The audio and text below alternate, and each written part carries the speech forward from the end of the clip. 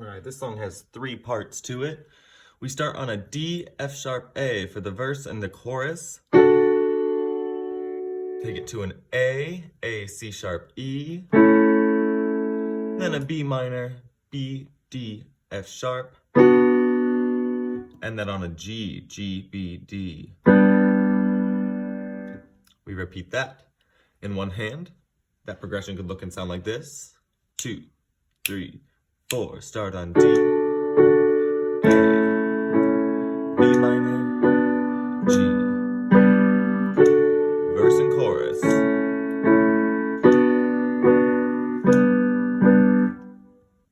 That verse and chorus pattern in 2 hands could look and sound like this. 2, 3, 4.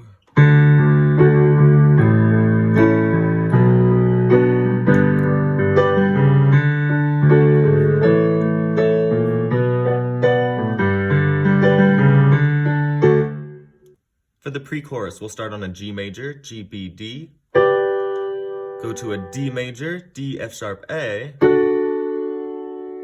major, A, C sharp, E. B minor, B, D, F sharp. We'll start that over, but without the B minor. So start on G. Take it again to that D, D, F sharp, A.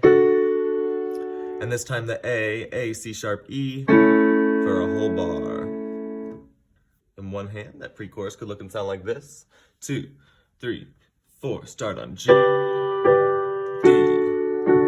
A, B minor. Again on G, D, and on A.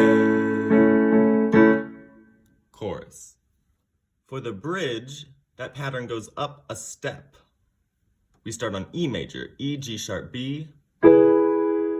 Take it to G, G, B, D. Then D, D, F sharp, A. And then A, C sharp, E. For our bridge pattern. E, G, D, A. In 2 hands, that could look and sound like this. 2, 3, 4.